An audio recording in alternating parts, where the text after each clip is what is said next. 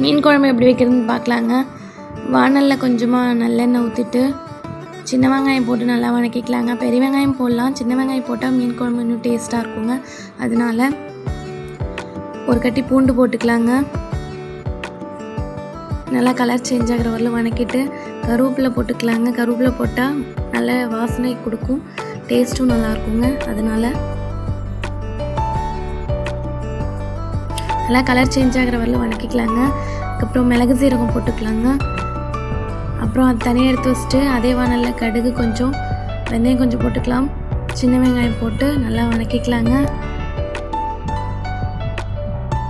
நல்லா வதங்கினதுக்கப்புறம் உப்பு போட்டுக்கலாம், தக்காளி போட்டுக்கலாங்க. நல்லா வதக்கிக்கலாம்.